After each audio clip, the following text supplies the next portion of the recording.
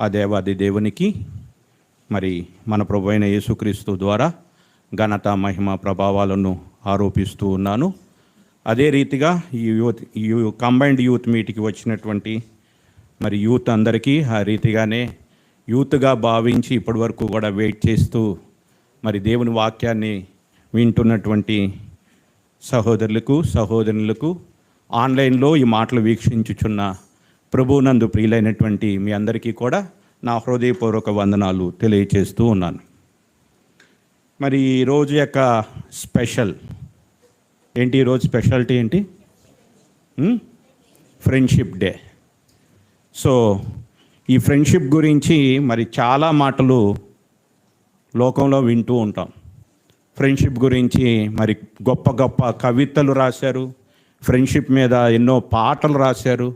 మరి ఆ ఫ్రెండ్షిప్ మీద మరి ఆ ఫ్రెండ్షిప్ కోసం జీవితాలను త్యాగం చేసినటువంటి వాళ్ళు కూడా చాలామంది ఉన్నారు. అయితే ఈ లోకంలో మనం ఆలోచన చేసినట్లయితే తల్లిదండ్రులు లేనటువంటి వాళ్ళు ఉంటారు, పిల్లలు లేనటువంటి వాళ్ళు ఉంటారు, అట్లనే బంధువులు లేనటువంటి వాళ్ళు ఉండొచ్చు, అన్నదమ్ములు లేనటువంటి వాళ్ళు ఉండొచ్చు. కానీ ఈ లోకంలో స్నేహితుడు లేనటువంటి వాడు దాదాపుగా ఎవరు ఉండకపోవచ్చు. కొద్దిపాటి వయసు వచ్చి ఒక స్కూలుకు వెళ్ళే ఏజ్ వచ్చిన కాడి నుంచి మంచంలో పడకుండా తన పని తను చేసుకునే వృద్ధాప్యంలో ఉన్నటువంటి వారి వరకు కూడా వారు నడవగలిగితే వారి పని చేసుకుంటూ వారి పని వారు చేసుకునేటువంటి స్థితిలో ఉన్నటువంటి వారి వరకు ప్రతి ఒక్కరికి వారి వారి స్థాయిల్లో వారికి కొంతమంది స్నేహితులు తప్పకుండా ఉండి తీరుతారు. కొన్ని స్నేహాలు ఎక్కువ కాలం ఉంటాయి, కొన్ని స్నేహాలు అనుకోకుండా ఆగిపోతూ ఉంటాయి. కొన్ని స్నేహాలు కొంతమంది స్నేహితులు అనుకోకుండా కూడా పరిచయం అవుతూ ఉంటారు. మనం ఉంటున్నటువంటి ఇంటి పక్కన ఇరుగు పొరుగు చాలామంది ఉంటారు, కానీ కొంతమంది మాత్రమే మనకి స్నేహితులు అవుతారు. అట్లనే స్టూడెంట్స్గా చదువుకుంటున్నప్పుడు మీ స్కూల్స్లో కాలేజెస్లో చాలామంది స్నేహితులుగా ఉంటూ ఉంటారు. క్లాస్ రూమ్లో ఒక 50 మెంబర్స్ 60 మెంబర్స్ ఉండొచ్చు, కానీ ఆ 50-60 మెంబర్స్లో స్నేహితుడిగా మారేవాళ్ళు కొద్దిమందే ఉంటారు. అలానే బిజినెస్ చేస్తున్నప్పుడు కానీ, లేక జాబ్ చేస్తున్నప్పుడు కానీ, లేక కొన్ని సందర్భాల్లో ప్రయాణాలలో కూడా కొంతమంది స్నేహితులు ఏర్పడుతూ ఉంటారు. ఆ ప్రయాణాల్లో కొంతమంది ఆ తాత్కాలికంగా మాట్లాడుకుని వెళ్ళిపోయేటువంటి వాళ్ళు ఉంటే, కొంతమంది ఆ స్నేహ బంధాన్ని కంటిన్యూ చేసుకుంటూ ఆ స్నేహ బంధంలో మరి కొన్ని షేర్ చేసుకుంటూ పలకరించుకుంటూ యోగక్షేమాలు తెలుసుకుంటూ మరి స్నేహం చేసేటువంటి వాళ్ళు కూడా చాలామంది మన జీవితాల్లో కనబడుతూ ఉంటారు. ఈ రీతిగా స్నేహితుడు లేనటువంటి వాళ్ళు లోకంలో ఎవరూ ఉండకపోవచ్చు. మన చేతిలో లేనటువంటివి ఏమి అంటే, ఎవరి గర్భాన పుట్టాలనేటువంటిది మన చేతిలో లేదు. దేవుడు నిర్ణయించాడు కాబట్టి మనం మన తల్లి యొక్క గర్భంలో ఉండి ఈ లోకానికి మరి ప్రవేశించి ఉన్నాం. మన తండ్రిని సెలెక్ట్ చేసుకునే అవకాశం మనకి లేదు, మన సోదరుని సెలెక్ట్ చేసుకునేటువంటి అవకాశం మనకి లేనే లేదు. కానీ మనము సెలెక్ట్ చేసుకునేటువంటి అవకాశం ఉన్నటువంటి ఏకైక వ్యక్తి ఎవరైనా ఉన్నారంటే వాళ్ళే స్నేహితులు. స్నేహితులను మనం సెలెక్ట్ చేసుకోవచ్చు, భార్యను భర్తను సెలెక్ట్ చేసుకోవచ్చు. వాళ్ళు కూడా స్నేహితులుగా ఉండుంటే, స్నేహితులుగా వాళ్ళ జీవితాన్ని కొనసాగిస్తే ఆ జీవితము నిజంగా దేవుడు చెప్పినటువంటి యెహోవా చేత ఆశీర్వదింపబడినటువంటి కుటుంబముగా ఆ కుటుంబం ఉండటానికి అవకాశాలు ఎక్కువగా ఉంటాయి. స్నేహితులు అనేక మంది ఉంటారు, కానీ కొందరు మాత్రమే హృదయానికి హత్తుకునేటువంటి వాళ్ళు ఉంటారు. స్నేహితుల మధ్య దాపరికాలు ఉండవు, స్నేహితుల మధ్య రహస్యాలు ఉండవు, స్నేహితుల మధ్య షేరింగ్ ఉంటుంది. ఇవన్నీ కూడా మనం అర్థం చేసుకున్నట్లయితే లోకపరంగా మరి ఎంతోమంది స్నేహితులు ఉంటారు. మంచి స్నేహితులు ఉంటారు, అదే రీతిగా పాడు చేసే చెడ్డ స్నేహితులు కూడా ఉంటారు. లోక సంబంధంగా ఉన్నటువంటి మన స్నేహితులు, ఎందుకంటే చాలామంది మరి ఇంటర్మీడియట్ 10th క్లాస్కి వచ్చేటువంటి వరకు కూడా వాళ్ళ జీవితం ఎలాగుంటుంది అంటే, స్కూలు ఇల్లు తప్ప పెద్దగా ప్రపంచం తెలియదు. ఇంటర్మీడియట్కి వచ్చిన తర్వాత కొంతవరకు బయటకు వెళ్తారు, కానీ అప్పుడు కూడా పూర్తి ప్రపంచం తెలియదు. టీచ్ చేసేటప్పుడు వాళ్ళు ఎవరైతే సెకండ్ ఇయర్ కంప్లీట్ చేసుకుని వాళ్ళు బీటెక్లోకి వెళ్ళిపోతుంటారో వాళ్ళకి చెప్పేటువంటి మాట ఒకటే, నేను ఒకటే చెప్పేవాళ్ళు వాళ్ళకి అడ్వైజ్. ఇప్పటి వరకు మీరు 4 గోడల మధ్య కూర్చుని బుక్స్ను చదివారు. ఇప్పుడు మీరు వెళ్ళబోయేటువంటిది మీరు బీటెక్ కావచ్చు, వేరే ఏ కోర్స్ అయినా కావచ్చు, ప్రపంచంలోనికి వెళ్తున్నారు. ప్రపంచంలోకి వెళ్ళేటప్పుడు కేవలం మీరు పుస్తకాలను మాత్రమే, పుస్తకాలకు సంబంధించినటువంటి నాలెడ్జ్ మాత్రమే కాదు, కానీ నీ చుట్టూ ఉన్న నీ స్నేహితుల యొక్క వారి యొక్క జీవితాన్ని కూడా చదవగలగాలి, వాళ్ళ మెంటాలిటీస్ని కూడా చదవగలగాలి. ఎందుకంటే మనం మంచివారమైనా మన చేసే స్నేహాల వలన మన జీవితం పాడైపోయేటువంటి పరిస్థితి ఉంది. చాలామంది చెడు స్నేహాల వల్ల చాలా మంచిగా ఉన్నటువంటి వాళ్ళు కూడా చెడిపోయారు. కాబట్టి కేవలము మనం పుస్తకాలు చదువుకొని మనల్ని మనం చదువుకోవటం కాదు, కానీ ఈ లోకంలోకి వెళుతున్నప్పుడు అది చదువు నిమిత్తమే కావచ్చు, ఉద్యోగం నిమిత్తమే కావచ్చు, వ్యాపారం నిమిత్తమే కావచ్చు, మరి దేని నిమిత్తమైనను మనం లోకంలోకి వెళుతున్నప్పుడు మనతో సహవాసం చేసేటువంటి వాళ్ళు, మనతో ఫ్రెండ్షిప్ చేసేటువంటి వాళ్ళని కూడా మనం చదవగలగాలి. ఇప్పుడు మరి హయ్యర్ స్టడీస్ కోసం కొంతమంది రాష్ట్రాలను వదిలి వెళుతున్నారు, మరి కొంతమంది దేశాలను కూడా వదిలి వెళ్ళాల్సిన పరిస్థితి ఉంటుంది. మరి అట్లా వెళుతున్నప్పుడు అక్కడికి వెళ్ళినటువంటి ఆ ప్రాంతాలలో ఉన్నప్పుడు కేవలం పుస్తకాలు చదువుకుంటే సరిపోదు, అక్కడ ఉన్నటువంటి మనుషులను కూడా చదవాల్సినటువంటి జ్ఞానం మనకు కావాలి. అలా మనుషులను చదివే జ్ఞానాన్ని మనం ఎలా సంపాదించుకోగలుగుతాం? స్నేహం అంటే కేవలం గుడ్డిగా నమ్మటం కాదు. స్నేహానికి దేవుడు ఎన్నో డెఫినేషన్స్ ఇందులో ఇచ్చాడు. నిజమైనటువంటి స్నేహితుడు ఏం చేస్తాడట? విడువక ప్రేమిస్తాడు. మేలు కోరి స్నేహితుడు ఏం చేస్తాడు? గాయాలు చేస్తాడు. గాయాలు చేసే ప్రతివాడు మంచి స్నేహితుడు కాదు. అట్లాగని మరి మేలు చేసే స్నేహితుడు మాత్రం తప్పకుండా మనలో మిస్టేక్స్ ఉంటే ఆ మిస్టేక్స్ని ఏం చేస్తుంటాడు? కరెక్షన్ చేస్తాడు. వాస్తవంగా మనకు నచ్చేది ఏమిటి అంటే, గాయాలు చేసే స్నేహితుడు మనకు నచ్చడు. మనకు నచ్చే స్నేహితుడు ఎవరు అంటే, మనకు తెలియకుండానే మనల్ని ముంచేసే స్నేహితులే మనకి ఇష్టంగా ఉంటారు. ఎందుకంటే వాళ్ళు ఏం చేస్తారంటే మనలో ఉన్న గాయాలను సరిచేయరు, కానీ మనం ఏం చేసినా తప్పు చేసినా వాళ్ళ యొక్క లాభం నిమిత్తం మనల్ని ఏం చేస్తుంటారు? వాళ్ళు బూస్ట్ చేస్తూ ఉంటారు, పొగుడుతూ ఉంటారు. మనం వెళ్ళే ప్రపంచంలో ఇటువంటి మెంటాలిటీస్తో ఉన్నటువంటి అనేక మందిని మనం చూస్తూ ఉంటాం. తప్పున్నా కానీ తప్పును తప్పుగా మాట్లాడకుండా మరి బూస్ట్ చేసేటువంటి వాళ్ళు కూడా ఉంటూ ఉంటారు. అందుకని జాగ్రత్తగా మన యొక్క జీవిత ప్రయాణంలో ఒక మంచి స్నేహితుడు చాలా అవసరం. ఒక మంచి స్నేహితుడు చాలా అవసరం. అయితే అదే సమయంలో ఆ స్నేహితుడు మంచివాడా కాదా అని పరీక్షించాల్సినటువంటి అవసరత కూడా మనకున్నది. మరి ఎలా పరీక్షిస్తాం మన మంచి స్నేహితుడు? ఒక మంచి స్నేహితుడిని ఎలా మనం తెలుసుకోగలుగుతాం? ఒక మంచి స్నేహితుడిని మనం పొందాలి అంటే ముందుగా మనమేమవ్వాలి? మనము కూడా ఒక మంచి స్నేహాన్ని చేయగలిగి ఉండాలి. ఒక మంచి స్నేహాన్ని మనం చేసినప్పుడు ఒక మంచి స్నేహితుడు మనకు దొరుకుతాడు. అందుకని ఈ జీవగ్రంథం, ఈ పరిశుద్ధ గ్రంథం ఏదైతే ఉందో, ఇది జీవగ్రంథమని, పరిశుద్ధ గ్రంథమని దేవుడు చెప్పటానికి కారణం ఏమిటంటే, దీనిని బాగా చదివితే ఎదుటి వాళ్ళ యొక్క జీవితాలను దేవుడు మనకు చూపిస్తూ ఉంటాడు.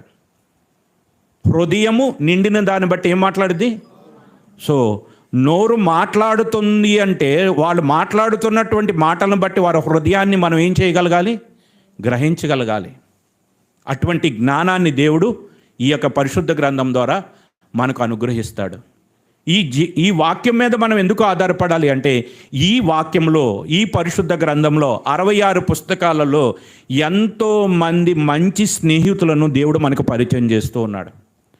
ఆ స్నేహితులతో అందుకనే హెబ్రీలకు రాసిన పత్రిక 12వ అధ్యాయం 1వ వచనం, ఇప్పుడు మన యొక్క సబ్జెక్ట్ అది కాదు, 12వ అధ్యాయము 1వ వచనంలో ఏమని చెప్తున్నాడు అపోస్తలుడైన పౌలు? ఇంత గొప్ప సాక్షి సమూహము మేఘము వలె మనలను, ఏమిటి ఆ మేఘం వలె మనల్ని ఆవరించింది? ఈ యొక్క జీవగ్రంథంలో రాయబడినటువంటి భక్తులందరూ కూడా ఈరోజు మనకి సాక్ష్యం ఇస్తూ ఉన్నారు. 11వ అధ్యాయంలో మీరు చూసినట్లయితే ఎంతోమంది విశ్వాస వీరుల యొక్క జీవితాలు అక్కడ తెలియచేయబడినాయి. అలాంటి విశ్వాస వీరులందరూ కూడా గొప్ప సాక్షి సమూహముగా మనకు వారు ఏం చేస్తున్నారు తెలుసా? మన జీవితాల్లో మనం వెళ్ళేటువంటి ప్రయాణంలో మన పక్కన ఉన్నటువంటి స్నేహితుడు మంచి స్నేహితుడా కాదా అని తెలుసుకోవటం కోసం వాళ్ళందరూ కూడా సహాయపడుతూ ఉన్నారు. ఎలా సహాయపడతారు? ఈ వాక్యం ద్వారా. కాబట్టి ఈరోజు మరి ఆ యొక్క స్నేహాన్ని గురించినటువంటి మరి మంచి స్నేహితుడిని మన జీవితంలో సంపాదించుకోవటానికి మరి దేవుడు మనకు అనుగ్రహిస్తున్న గొప్ప సాక్షి సమూహం వలె మనకు అనుగ్రహించినటువంటి ఎంతోమంది విశ్వాస వీరులు ఉన్నారు. ఆ విశ్వాస వీరుల్లో నుండి ఒక వ్యక్తి యొక్క జీవితాన్ని మనం తెలుసుకుని మరి ఆ వ్యక్తి జీవితం ద్వారా మరి కొన్ని ఉపదేశాలు పొందటానికి మనం ప్రయత్నం చేద్దాం. అదే స్థానంగానే యవ్వనులకి ఉండేటువంటిది ఏముంటుంది చెప్పండి? యవ్వనస్తుల్లో బలం ఉంటుంది. అదే సందర్భంలో యవ్వనస్తులకి పోరాటం కూడా ఉంటుంది. జీవితంలో పోరాటము, బలం ఉంటుంది, పోరాటం ఉంటుంది. అదే సందర్భంలో యవ్వనస్తుల్లో ఆరాటం కూడా ఎక్కువే. తొందరగా అయిపోవాలన్నీ షార్ట్ కట్ మెథడ్స్ ఎతుకుతూ ఉంటారు. ఎతుకుతూ ఉంటారు. దేవుని యొక్క వాక్యంలోనికి వెళదాం. మరి గొప్ప సాక్షి సమూహంలో ఉన్నటువంటి ఒక వ్యక్తి ఈరోజు తన యొక్క అనుభవాన్ని మనతో పంచుకోవడానికి ఇష్టపడుతున్నాడు. ఈ వ్యక్తి యొక్క జీవితం మనందరికీ బాగా తెలిసిందే. యవ్వనస్తులందరికీ కూడా మాదిరిగా ఉండేటువంటి మొట్టమొదటి వ్యక్తి ఎవరు చెప్పండి? యోసేపు. Very good. యోసేపు పేరు చెప్పంగానే తెలియనటువంటి, అంటే దేవుని వాక్యము కొద్దిగా తెలిసినటువంటి యవ్వనస్తులు ఎవరైనప్పటికీ కూడా మరి యోసేపు పేరు తెలియనటువంటి వాళ్ళు ఉండరు. యోసేపు ఈరోజు ఒక మంచి సాక్ష్యాన్ని మనకి ఇస్తున్నాడు. మన జీవితాల్లో ఇక్కడ ఆల్మోస్ట్ అంతా ఉన్నటువంటి యూత్ అంతా కూడా మరి వాళ్ళ యొక్క ఫ్యూచర్ గురించి థింక్ చేస్తున్నారు. ఫ్యూచర్లో మంచిగా సెటిల్ అవ్వాలి అనేటువంటి మరి గొప్ప ఆలోచన కలిగి ఉన్నారు. అవునా కదా? మంచి జాబ్, రైట్? అయితే మరి యోసేపు యొక్క జీవితమును జాగ్రత్తగా పరిశీలన చేస్తే మొత్తం మనం చదవం, కానీ కొన్ని విషయాలు మనం యోసేపు యొక్క జీవితాన్ని జాగ్రత్తగా పరిశీలన చేస్తే యోసేపు అవలంబించిన మార్గాన్ని కానీ మనం అవలంబిస్తే, యోసేపు నడిచినటువంటి మార్గంలో కానీ మనం నడిచినట్లయితే యోసేపు జీవితంలో వచ్చినటువంటి సక్సెస్ తప్పకుండా మన జీవితాల్లో వచ్చి తీరుతుంది. ఒకవేళ రాకపోతే యోసేపు జీవితాన్ని చదవాల్సిన అవసరం మనకు లేదు. అంతే కదా? దేవుని వాక్యం అనేటువంటిది చరిత్ర కాదు. ఇది ఆదికాండం అనేటువంటిది చరిత్రగా చదివితే మనకి దీనివల్ల ఉపయోగం ఉండదు. ఇది చరిత్ర కాదు. అబ్రహాముకి ఏం జరిగిందో మనకి అదే జరుగుతుంది. అబ్రహాము దేవునికి అవిధేయుడైతే దేవుడు శిక్షిస్తాడు. అబ్రహాము దేవుడికి లోబడితే అబ్రహామును దేవుడు ఆశీర్వదిస్తాడు. ఈరోజు మనకైనా అంతే. మనం దేవునికి లోబడితే ఆశీర్వదిస్తాడు, మనం అవిధేయులమైతే మనల్ని శిక్షిస్తాడు. వాళ్ళకైనా మనకైనా దేవుడు నిన్న నేడు నిరంతరము ఏకరీతిగా ఉన్నాడు. ఈరోజు అధ్యాయం ఆదికాండం 37వ అధ్యాయం 1వ వచనం నుంచి. యాకోబు తన తండ్రి పరవాసిగా ఉండిన కనాను దేశంలో నివసించెను. యాకోబు వంశావళి ఇది. యోసేపు 17 వాడే తన సహోదరులతో కూడా మందం మేపుచుండెను. అతడు చిన్నవాడే తన తండ్రి భార్య అయిన బిల్హా కుమారుల యొద్ద జిల్పా కుమారుల యొద్ద ఉండెను. అప్పుడు యోసేపు వారి చెడుతనమును గుచ్చిన సమాచారము వారి తండ్రి యొద్దకు తెచ్చుచుండేవాడు. యోసేపు వయసు ఎంత? 17 years. ఎక్కడ జీవిస్తున్నాడు అతను? తన తండ్రి భార్యలైన బిల్హా, జిల్పా. ఎందుకు వాళ్ళ దగ్గర ఎందుకు ఉంటున్నాడు? తన తల్లి అయినటువంటి రాహేలు చనిపోయింది. యోసేపు జీవిస్తూ ఉంటూ అతడు చేస్తున్నది ఏంటి అంటే తన సహోదరుల యొక్క చెడ్డ సమాచారం ఎవరి దగ్గరికి తీసుకొచ్చేవాడు? తండ్రి దగ్గరికి, రైట్?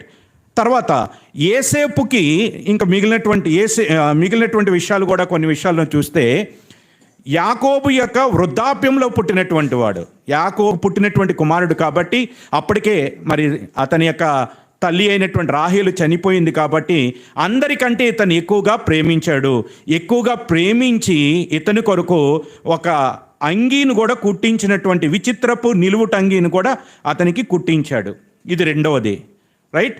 మూడవది చూచినప్పుడు 4వ వచనంలో, అతని సహోదరులు తమ తండ్రి అతనిని తమ అందరికంటే ఎక్కువగా ప్రేమించుట చూచినప్పుడు వారు అతని మీద పగపట్టి అతని క్షేమ సమాచారమైనను అడగలేకపోయిరి. ఇక్కడ యోసేపు యొక్క సహోదరులకు యోసేపు మీద ఏముంది? పగ రావటానికి కారణాలు. మొట్టమొదటిది, మరి యోసేపుని అందరికంటే ఎక్కువగా యాకోబు ప్రేమించాడు. ప్రేమించి ఏం చేశాడు? అతనికి నిలువపు అంగీని కుట్టించాడు. అందును బట్టి వారికి ఏమొచ్చింది? యోసేపు మీద పగ వచ్చింది. నిలువ అంగి కుట్టించి ఎక్కువ ప్రేమించినంత మాత్రాన పగ రావాల్సిన అవసరం ఉందా? వాక్యాన్ని చదివేటప్పుడు ఇట్లాగా మనం విభజించుకుంటూ చదువుతూ వెళ్ళాలి. అసూయ వచ్చింది. పగ ఎందుకు వచ్చింది? ఎంతగా పగ వచ్చింది అంటే చివరికి యోసేపుని ఏం చేయాలనుకున్నారు? వాళ్ళు చంపేయాలనుకున్నారు. దానికి ఇంకొక కారణం కూడా ఉంది. యోసేపుకి దేవుడు 2 కళలను అనుగ్రహించాడు. ఆ కళల్లో ఒక కళలోనేమో అతని యొక్క సహోదరులు అందరూ కూడా అతనికి మ్రొక్కుతున్నారు. మరొక కళలోనేమో అతని యొక్క తల్లిదండ్రులు కూడా మ్రొక్కుతున్నారు. ఆ మాట చెప్పగానే ఆ యొక్క సహోదరులు అందరూ కూడా యోసేపు మీద ఏమయ్యారు? కోపడ్డారు. యోసేపు మీద అసూయ ఇంకా పెరిగింది. యోసేపు మీద పగ పెంచుకున్నారు. యోసేపు మీద పగ పెంచుకుని యోసేపుని ఎలాగైనా కానీ అంతమొందించాలి. అంటే యోసేపు కన్న కళలను బట్టి, యోసేపుని యాకోబు ఎక్కువగా ప్రేమించటాన్ని బట్టి మరి అతని మీద అసూయపడి ఆ అసూయ కాస్త పగగా మారి చివరికి యోసేపుని ఏం చేయాలనుకున్నారు? చంపేయాలనుకున్నారు. అయితే చంపాలనుకున్నటువంటి సమయంలో అతని పెద్ద అన్న, అంటే ఇశ్రాయేలు యొక్క యాకోబుకి ఎంతమంది కుమారులు? 12 మంది. 12 మందిలో పెద్ద కుమారుడి పేరు రూబేను. ఆ రూబేను వీళ్ళు చేయాలనుకున్నటువంటి ఈ దురాలోచన నుంచి యోసేపును ఎలాగైనా తప్పించాలనేటువంటి ఉద్దేశంతో యోసేపును చంపటానికి మరి అంగీకరించకుండా యోసేపును తీసుకెళ్ళి ఎక్కడ పడవేయమని సలహా ఇచ్చాడు? గుంటలో పడవేయమని. గుంటలో అదే మార్గంలో ఎవరు వస్తూ ఉన్నారు? ఐగుప్తీయులు వస్తున్నారు. ఐగుప్తీయులకు వస్తున్నప్పుడు మరి ఆ ఐగుప్తీయులు అయినటువంటి వారికి అమ్మివేయమని మరొక వ్యక్తి సలహా ఇచ్చాడు. ఎవరతను? యోధా. ఇస్కరియోతు యోధా కొత్త నిబంధనలో యేసుక్రీస్తుని అమ్మివేయటానికి మరి ఒప్పందం కుదుర్చుకున్నవాడైతే, ఆ కాలంలో యోసేపును అమ్మివేయమని చెప్పినటువంటి సలహా ఇచ్చినటువంటి వాడు ఎవరు? యోధా. అదే యోధా గోత్రంలో నుంచే ప్రభువైన యేసుక్రీస్తు ఈ లోకానికి పరిచయం చేయబడ్డాడు. మరి ఈ రీతిగా యోసేపు అమ్మివేయబడిన తర్వాత, యోసేపు 20 తులములకు అమ్మివేయబడిన తర్వాత యోసేపు ఎక్కడ తీసుకెళ్లారు? మనందరికీ బాగా తెలుసు. ఎక్కడ తీసుకెళ్లారు? ఐగుప్తుకు తీసుకెళ్లారు. ఐగుప్తీయులకు అమ్మివేసిన తర్వాత ఐగుప్తులో ఎవరికి అమ్మివేయబడ్డాడు? పోతీఫర్. ఈ పోతీఫర్ ఆ యొక్క ఫరో యొక్క ఇంటిలో రాజ సంరక్షక సేనాధిపతి. అతని ఇంటిలోకి మరి అతడు ప్రవేశించడం జరిగింది. అతనికి అమ్మివేసినప్పుడు అతడు బానిసగా కొనుక్కుని తన ఇంట్లో పనివాడిగా యోసేపును పెట్టుకోవడం జరిగింది. యోసేపును పెట్టుకున్నప్పుడు యోసేపు యొక్క నమ్మకత్వాన్ని బట్టి, యోసేపుకు దేవుడు తోడై ఉండటాన్ని బట్టి, యోసేపును బట్టి పోతీఫర్ని మరి అతని యొక్క ఇంటిని దీవించటాన్ని బట్టి పోతీఫర్ కూడా యోసేపును ఏం చేశాడు? హెచ్చించి తన ఇంటిలో అందరికంటే ఉన్నతమైన స్థానం ఇచ్చి తన ఇంటిలో ఉన్నటువంటి బాధ్యతలన్నీ కూడా అతనికి అప్పగించాడు. ఓకేనా? అప్పగించిన తర్వాత యోసేపు గురించి ఒక మాట రాయబడి ఉన్నది. 39వ అధ్యాయం 6వ వచనం. ఆదికాండం 39:6.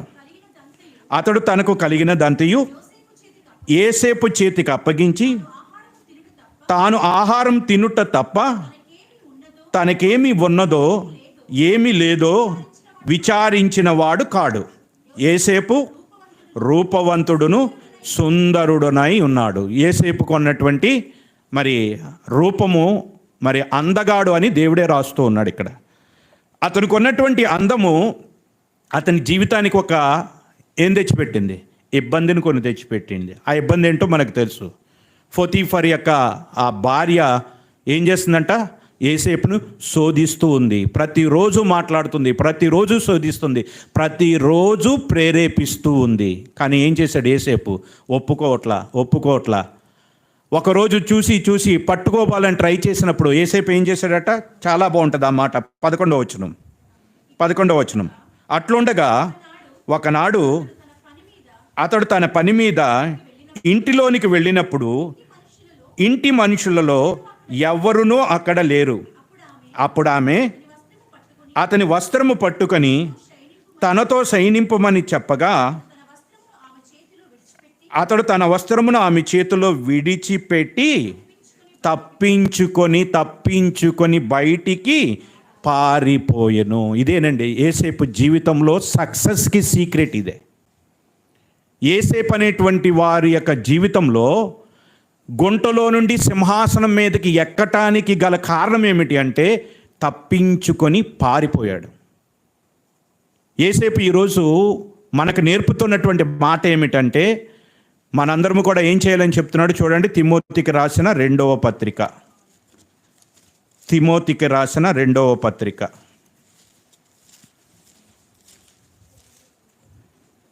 2వ అధ్యాయము 22వ వచనం. నీవు యవ్వనేచ్ఛల నుండి పారిపోవటం. జీవితంలో సక్సెస్ రావాలి అంటే దేవుడు మనలను అభివృద్ధి చెందించాలి, దేవుడు మనలకు ఆశీర్వదించాలి అంటే యవనస్తులైనటువంటి వారి జీవితంలో ఉండవలసినటువంటిది, యోసేపును చూసి నేర్చుకోవలసినది. యోసేపు తన సీక్రెట్, తన సక్సెస్ యొక్క సీక్రెట్ను ఏ రీతిగా తెలుపుచున్నాడు అంటే పారిపోవటాన్ని నేర్చుకోమంటున్నాడు. ఎక్కడి నుంచి పారిపోవాలి? యవ్వనేచ్ఛల నుండి పారిపోవాలి.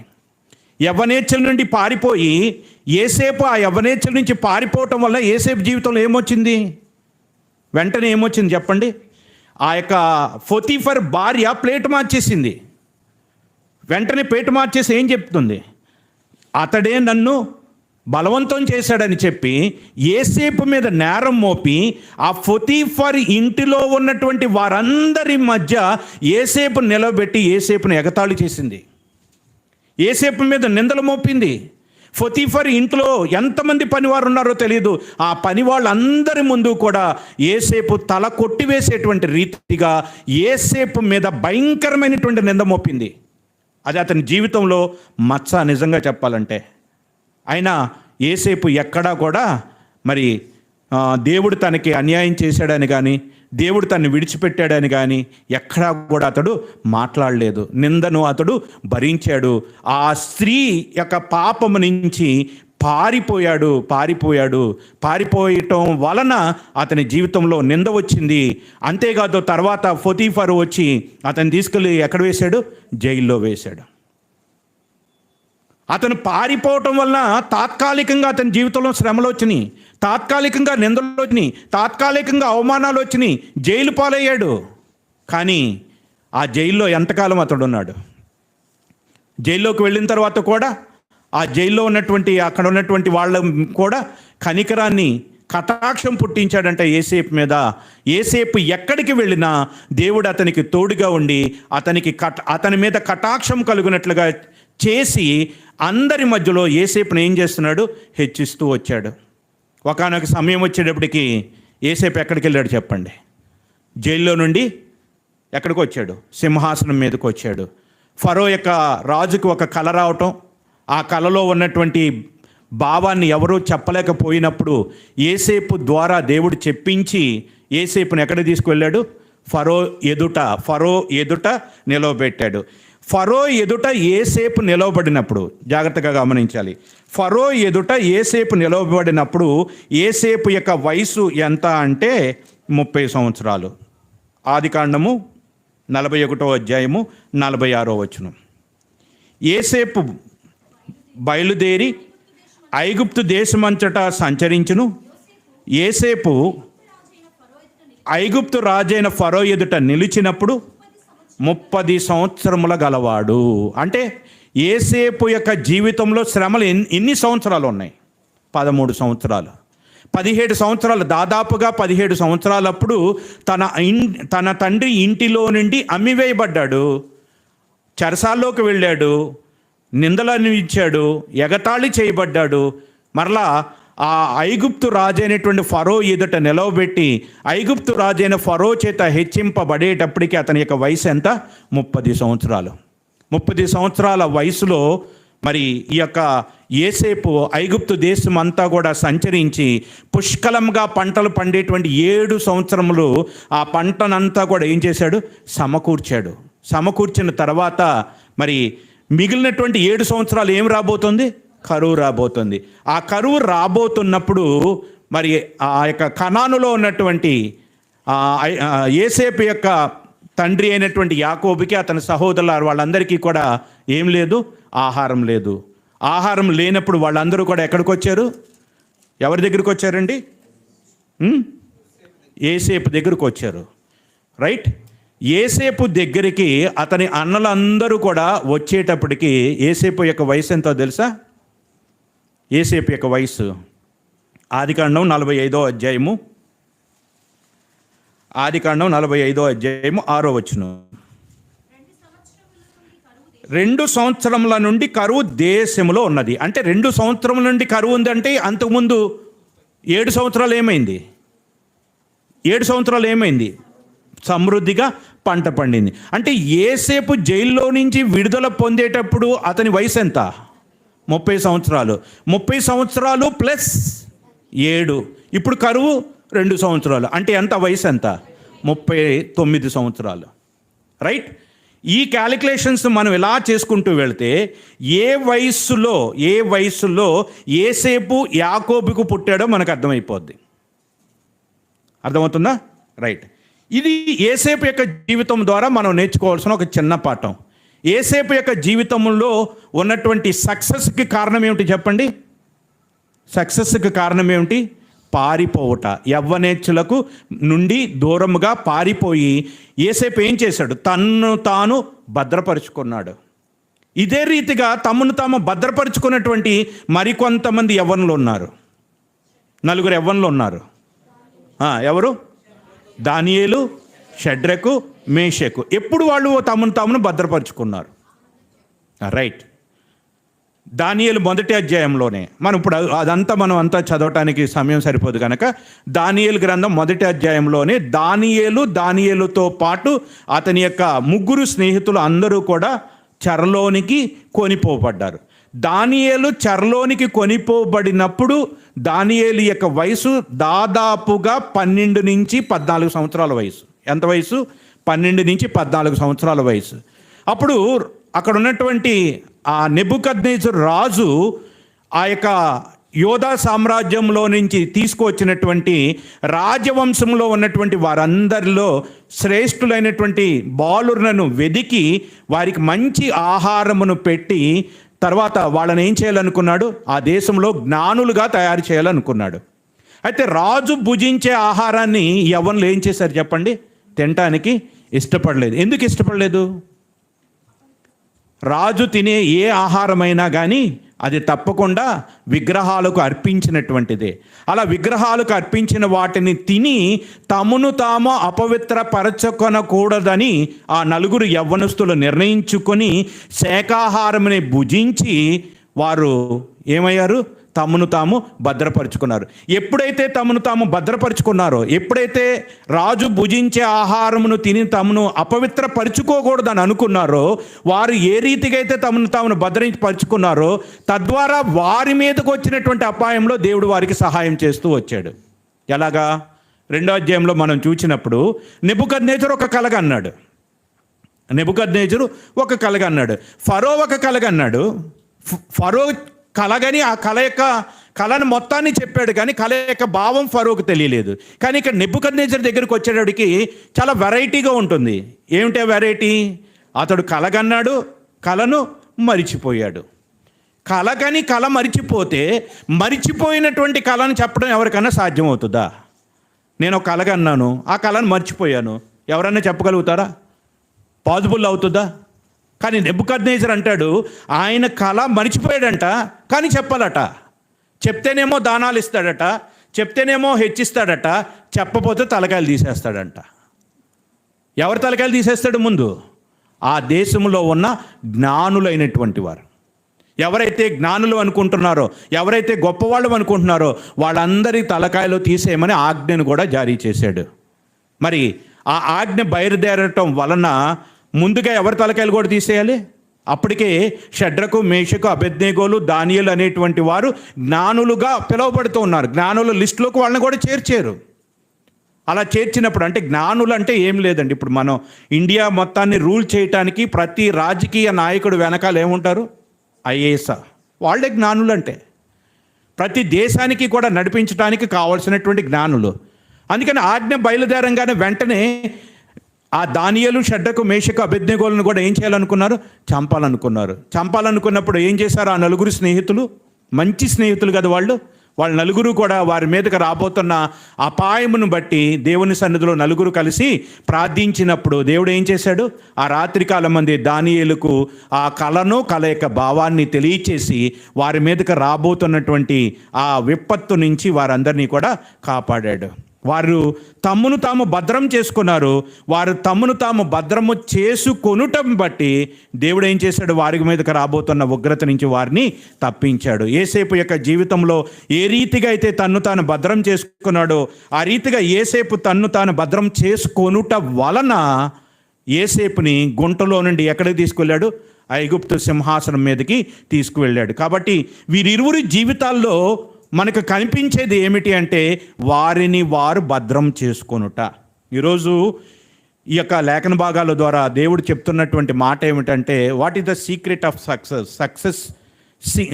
సక్సెస్ అవటానికి సీక్రెట్ ఏదైనా ఉన్నది అంటే మనలను మనము పాపములో పడిపోకుండా ఏం చేయాలి? భద్రం చేసుకోవాలి. పాపము నుండి పారిపోవాలి. యవ్వనేచ్ఛల నుండి దూరముగా పారిపోయినట్లయితే తప్పకుండా నీ యొక్క జీవితాన్ని, నా యొక్క జీవితాన్ని, మన జీవితాల్ని దేవుడు చూసి మన యొక్క కష్ట సమయాల్లో మనకు దేవుడు తప్పక సహాయము చేస్తాడు. మరొక వ్యక్తిని గురించి క్లుప్తంగా తెలుసుకుని ముగించుకుందాం. తర్వాత చరిత్రలో ఆదికాండం నుంచి ప్రకటన గ్రంథం వరకు ఉన్నటువంటి ఎంతోమంది భక్తుల జీవితాల్లో బలవంతుడు అనగానే మనకు గుర్తొచ్చే వ్యక్తి ఎవరు? సంసోను బలవంతుడు. సంసోన్ని దేవుడు ఎందుకు పుట్టించాడు? ఇశ్రాయేలీలకు న్యాయాధిపతిగా. ఇశ్రాయేల్ అయినటువంటి వారు అప్పటికే ఫిలిష్తీయుల యొక్క చెరలో ఉన్నారు కాబట్టి ఆ ఫిలిష్తీయుల యొక్క చెరలో నుంచి విడిపించటానికి సంసోన్ని దేవుడు పుట్టించటం జరిగింది. సంసోన్ యొక్క తండ్రి పేరేంటి? మనోహ. సంసోను ఏ పట్టణస్థుడు? జొర్యా పట్టణస్థుడు. సంసోను ఏ గోత్రానికి చెందినటువంటి వాడు? దాను గోత్రానికి చెందినటువంటి వాడు. డీటెయిల్స్ అన్నీ అక్కడే ఉన్నాయి. అతడు నాజీరు చేయబడినటువంటి వాడు. నాజీరు చేయబడినటువంటి వాడు అంటే అర్థం ఏమిటి? నిబంధన చేయబడ్డాడు. కొన్ని రూల్స్ ఉంటాయి. నాజీరు చేసినటువంటి వాళ్ళు ద్రాక్షారసమునే కానీ, మద్యమునే కానీ, చచ్చినటువంటి శవాలనే కానీ వాళ్ళు ముట్టకూడదు. తెలుసు కదా ఇవన్నీ? రైట్. ఇప్పుడు ఈ సంసోను యొక్క జీవితంలో ఒక మర్మం ఉంది. సంసోను యొక్క జీవితంలో మర్మం ఉంది. ఏమిటి ఆ మర్మం అంటే సంసోను యొక్క జీవితంలో ఏమి జరగబోతుందో దేవుడు సూచనప్రాయంగా తెలియచేశాడు. కానీ సంసోను దాన్ని గ్రహించక దానిని ఏం చేశాడంటే ఒక పొడుపు కథగా మార్చి ఆ పొడుపు కథ ద్వారా అతడు అవమానాన్ని పొందాడు. ఇప్పుడు ఆ చరిత్ర అంతా మనం చదువుకోవడానికి టైం లేదు కనుక సంసోను ఎవరిని పెళ్లి చేసుకున్నాడు? ఎవరిని పెళ్లి చేసుకోవాలనుకున్నాడు? ఫిలిష్తీయులలో ఉన్నటువంటి ఒక స్త్రీని. ఆ ఫిలిష్తీయుల్లో ఉన్నటువంటి ఒక స్త్రీని చూసి ఆమెను పెళ్లి చేసుకోవాలని తన తల్లిదండ్రులను ఒప్పించి వాళ్ళు తన తల్లిదండ్రులను తీసుకొని మరి ఆ యొక్క ఫిలిష్తీయుల ప్రాంతానికి వెళుతున్నప్పుడు ఏమి ఎదురొచ్చింది చెప్పండి? ఏమొచ్చింది? సింహం ఎదురుగా వచ్చి కొదం సింహం ఎదురుగా వచ్చి బొబ్బరించుచున్నప్పుడు యెహోవా ఆత్మ అతన్ని ప్రేరేపించగా అతని చేతులు ఏమీ లేకపోవటాన్ని బట్టి ఏమీ లేకపోయినప్పటికీ కూడా దాన్ని ఏం చేశాడట? చీల్చి చంపివేశాడు. ఆ మార్గంలో వెళ్ళిపోయాడు. ఆ పెళ్లి చూపులకు వెళ్ళాడు. అక్కడ అవన్నీ చూసుకున్నాడు. మరలా తిరిగి వచ్చేటప్పుడు ఏం జరిగింది చెప్పండి? సింహము కుళ్ళిపోయి సింహం యొక్క కళ్ళేబరంలో ఏమొచ్చింది? తేనె వచ్చింది. ఇప్పుడు ఏం చేశాడు అతను? ఆ తేనె తీసుకుని తిని ఆ తేనె ఏం చేశాడు? ఎవరికి పెట్టాడు? ఉదాహరణకి మనమే ఇట్లా వెళ్తున్నాం, ఒక కుక్క చచ్చిపోయి పడిపోయింది. ఆ కుక్కలో 3వ రోజుకి కుళ్ళిపోయి తేనె వచ్చింది అనుకో, తింటామా చెప్పండి? మరి సంసోను ఎటువంటి వాడు? నాజీరు చేయబడినవాడు. అంటే మనకంటే ఇంకా పవిత్రంగా ఉండవలసిన వాడు. కానీ ఏం చేశాడు చెప్పండి? కుళ్ళిపోయిన ఆ యొక్క ఆ శవముగా ఉన్నటువంటి ఆ యొక్క సింహ కళేబరాన్ని చూడలేదు, కానీ అందులో ఉన్న ఏం చేశాడు? తేనెను చూశాడు. తేనె ఎలా ఉంటుంది? రుచిగా ఉంటుంది. ఆయనకి కావాల్సింది ఏంటంటే రుచిగా ఉన్నదే కావాలి. అది ఎక్కడ ఉన్నది, ఎటువంటి పరిస్థితుల్లో ఉన్నది అనేటువంటిది ఇతనికి సంబంధం లేదు. అది తినటమే కాకుండా తన తల్లిదండ్రులకు ఇచ్చి వారిని అపవిత్రపరిచి తర్వాత ఏం చేశాడు? దాన్ని ఒక పొడుపు కథగా మార్చాడు. ఎలా మార్చాడు చూడండి, 14వ అధ్యాయము 14వ బలమైన దానిలో నుండి తీపి వచ్చును, తిను దానిలో నుండి తిండి వచ్చును. బలమైన దానిలో నుండి తీపి వచ్చింది, తిను దానిలో నుండే తిండి వచ్చును అని అనెను. 3 దినముల్లోగా ఆ యొక్క మరి పొడుపు కథ యొక్క భావాన్ని చెప్పమని ఒక ఛాలెంజ్ని విసిరాడు. ఎవరికి? ఫిలిష్తీయులకి. ఎవరికి తెలుస్తుందండి అది? తినుదానులో నుండి తిండి రావటం ఏంటి? అది చూసినోడికే తప్ప ఎవరికి అర్థం కాదు అది. కాబట్టి ఆ ఫిలిష్తీయులు ఎంత ప్రయత్నించినా వల్ల కాలేదు. ఇప్పుడు అది చెప్పబోతే ఏం చేయాలి? 30 దుస్తులు, దాదాపు 60 జతల బట్టలు ఇవ్వాలి వాళ్ళకి. అందుకని వాళ్ళు ఏం చేశారు? మరి సంసోని వేసినటువంటి పొడుపు కథ చెప్పలేక వాళ్ళు ఎవరిని ఆశ్రయించారు? సంసోనికి భారీగా ఇవ్వబడుతున్నటువంటి ఆమె దగ్గరికి వచ్చి ఆమెను ఏం చేశారు? హెచ్చరిక చేశారు. నువ్వు కానీ సంసోనుని ఏం చేయాలి? 15వ వచనం చూడండి.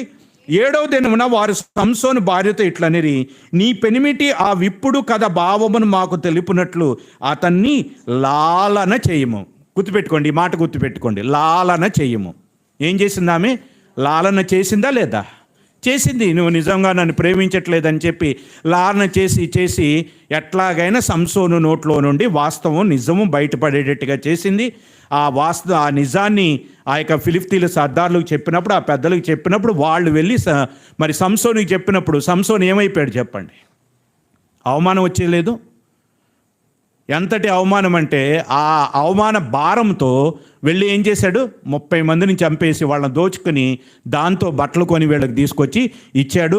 ఆ తర్వాత మళ్ళీ వెళ్ళిపోవటం, అదంతా ఇక్కడ చరిత్ర మనకి కనబడుతూ ఉన్నది. ఆ తర్వాత సంసోన్ని దేవుడు బలపరిచి సంసోను చేత మరి ఫిలిష్తీయుల చేతిలో నుండి ఇశ్రాయేలుని విడిపించటం, మరి ఒకానొక యుద్ధంలో మరి గాడిద దవడ చేత ఎంతమందిని చంపేశాడు? 1000 మందిని చంపేశాడు. అలా చంపేసిన తర్వాత 20వ వచనం, 15వ అధ్యాయం 20వ వచనం. అతడు ఫిలిష్తీయుల దినములలో 20 ఏండ్లు ఇశ్రాయేలీలకు న్యాయాధిపతిగా ఉన్నాడు. ఎన్ని సంవత్సరాలు ఉన్నాడు? 20 ఏండ్లు. ఒకవేళ సంసోను యొక్క జీవితము 15వ అధ్యాయంతో కానీ ముగించినట్లయితే సంసోను కూడా యవనస్తులందరికీ కూడా ఒక మాదిరిగా ఉండేటువంటి వాడు. కానీ తర్వాత ఏం జరిగింది? 16వ అధ్యాయంలో ఏం జరిగింది? ఫిలిష్తీయులు వచ్చి సంసోన్ను ఓడించారా? సంసోనే వెళ్ళి ఫిలిష్తీయుల నోట్లో తాళపెట్టాడా? ఏం చేశాడు చెప్పండి? సంసోనే వెళ్ళాడు. సంసోన్ని వాళ్ళు జయించలేదు. వాళ్ళే సంసోనే వెళ్ళి ఫిలిష్తీయులకు లొంగిపోయాడు. మొట్టమొదటిగా ఒక స్త్రీని మోహించి ఆమె దగ్గరికి వెళ్ళాడు. వెంటనే శ్రమ రాబోతుందని మరి అక్కడ హెచ్చరిక చేయంగానే ఆ రాత్రికాలం ముందు లెగిచి ఆ తలుపులను విడగొట్టి దాన్ని తన భుజముల మీద పెట్టుకుని మోసుకొచ్చాడంటే సామాన్యమైన తలుపులు కాదండి అవి. మన ఇంటికి వేసుకుని ఈ తలుపులు కాదు. ఒక్కొక్క తలుపు ఎంత ఉంటుందో తెలుసా? ఏనుగులతో పెట్టిస్తారు. రాజమందిరాలకు వెళితే చాలా చాలా పెద్ద పెద్దగా ఉంటాయి అవి. క్రేన్లతో లేపాలి. అటువంటి పెద్ద తలుపులను పగలగొట్టి భుజముల మీద పెట్టుకొచ్చాడంటే ఎంత బలవంతుడో ఒకసారి ఆలోచించండి. ఆ తర్వాత ఏం చేశాడు? దెలీలా అని ఒక స్త్రీని చూచి ఆమెతో మరలా ప్రేమలో పడి ఆమె దగ్గరికి వెళుతూ ఉన్నాడు. ఆమె దగ్గరికి ఎప్పుడైతే వెళుతూ ఉన్నాడో వెంటనే ఫిలిష్తీయుల సర్దార్లు ఏం చేశారు? ఈమె ద్వారా ఎట్లాగైనా సంసోన్ను లోబర్చుకోవాలని ఆ యొక్క స్త్రీతో వాళ్ళు ఒప్పందం చేసుకుని దాదాపు 1100 వెండి నాణాలు ఇస్తానని చెప్పినప్పుడు ఆ యొక్క స్త్రీ ఏం చేస్తుంది? మరలా ఏం చేస్తుంది? లాలన చేస్తుంది. ఒకసారి లాలన చేసినప్పుడు ఏం జరిగింది? అతనికి అవమానం వచ్చింది. మళ్ళా ఇప్పుడు ఏం జరుగుతుంది? అదే లాలన జరుగుతుంది. ఇక్కడ 3 సార్లు అవకాశం ఇచ్చాడు దేవుడు. 3 సార్లు ఆ స్త్రీ మరి నీ బలం దేనిలో ఉంది చెప్పమన్నప్పుడు ఒకసారి చెప్పాడు, 2 సార్లు చెప్పాడు, 3 సార్లు చెప్పాడు. 3 సార్లు ఫిలిష్తీయులు నీ మీద పడుతున్నారు అనగానే లెగిసి మరలా వచ్చేసాడు. అయితే ఆమె మరలా ఏం చేస్తుందో చూడండి. 15వ వచనం, 16వ అధ్యాయం 15వ వచనం. అప్పుడు ఆమె, నా యందు నీకు ఇష్టము లేనప్పుడు నేను నిన్ను ప్రేమించుచున్నానని నీవెందుకు చెప్పుచున్నావు? ఇదివరకు నీవు ముమ్మారు నన్ను ఎగతాళి చేసితివే. నీ గొప్ప బలము దేనిలోనున్నదో నాకు తెలపకపోతివి. ఆమె అనుదినము మాటల చేత బాధించి తొందర పెట్టుచున్నందున అతడు ప్రాణము విసికి. అంతకుముందు కూడా ఒక స్త్రీ అలానే చేసింది. సేమ్ రిపీట్ అవుతుంది. ఏది జరిగిందో మళ్ళా అదే రిపీట్ అవుతుంది. కానీ ఏం చేశాడు ఇతను చెప్పండి? అనుదినము మాటల చేత ఆమె మరి తొందర పెడుతున్నప్పుడు, లాలన చేస్తున్నప్పుడు ప్రాణము విసికి చావగోరి చెప్పకూడనటువంటి సీక్రెట్ని ఏం చేశాడు? చెప్పేశాడు. తర్వాత ఏం జరిగిందో తెలుసు కదా. ఫిలిష్తీయులు వచ్చి పట్టుకోవటం, అతని కళ్ళు వీడపీకటం, అతని గుండె గీయించటం, అతని తీసుకువెళ్ళి ఆ యొక్క దాగోను గుడిలో పెట్టి అతని హేళన చేయటం, ఆ తర్వాత చరిత్ర అంతా మనకు తెలుసు. మరి ఇక్కడ సంసోను యొక్క జీవితంలో మర్మం ఏమిటి? సంసోను యొక్క జీవితంలో మర్మం ఏమిటి?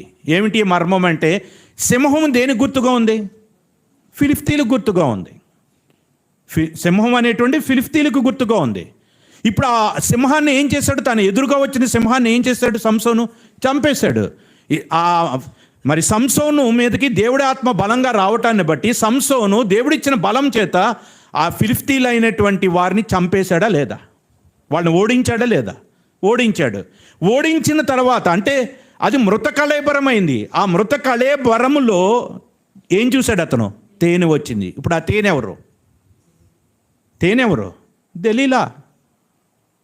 ఆ తేనె దెలీలా. సో అతనికైతే దేవుడు ముందుగానే చెప్పాడు, జరగబోతున్న దాన్ని ముందుగానే చూపించాడు. అక్కడ ఆ యొక్క తేనె తిని తను అపవిత్రపరుచుకున్నాడు. ఇక్కడ దెలీలా దగ్గరికి వచ్చి తన జీవితాన్నే నాశనం చేసుకున్నాడు. అక్కడ అపవిత్రుడయ్యాడు.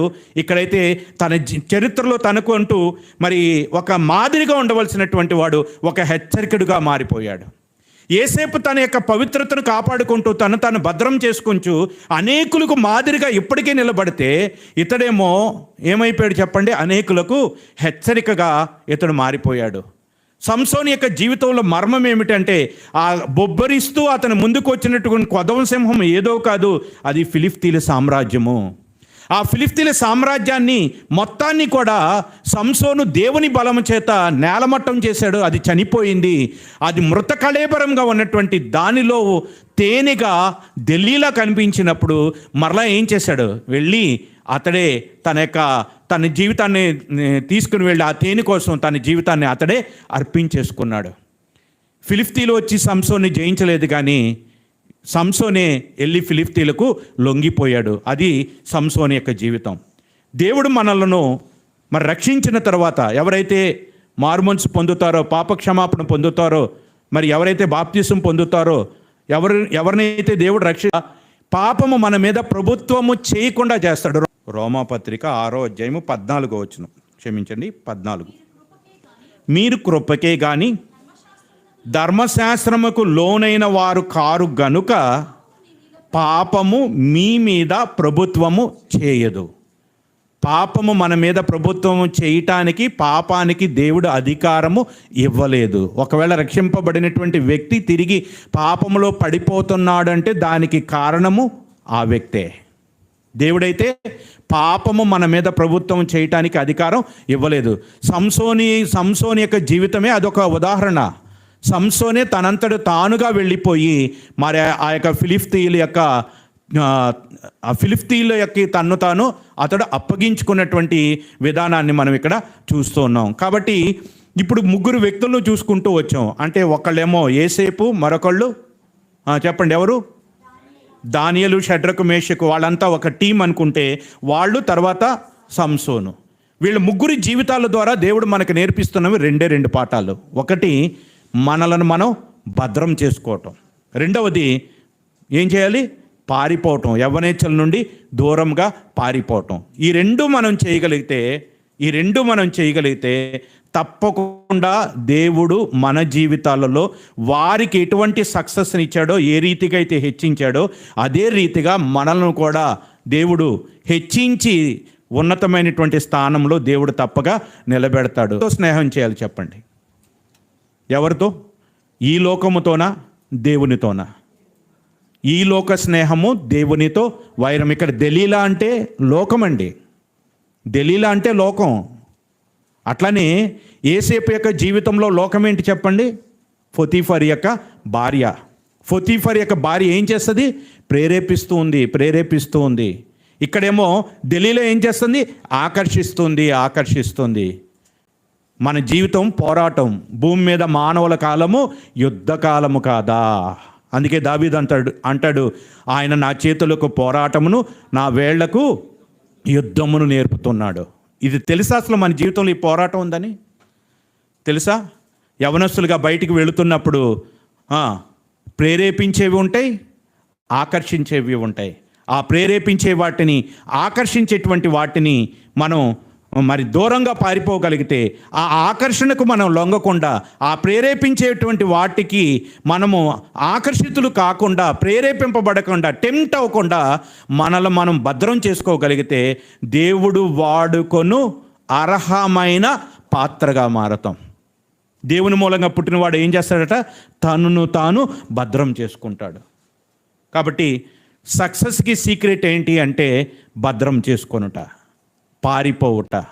ఈ లోక స్నేహము దేవునితో వైరమని, ఈ లోక స్నేహాన్ని చేసేటువంటి వారిని దేవుడు చాలా పెద్ద మాటతో మాట్లాడుతున్నాడు. ఏమంటున్నాడో తెలుసా? యాకోబు పత్రికలో, వ్యభిచారులారా, ఈ లోక స్నేహము దేవునితో వైరమని మీరు ఎరుగరా.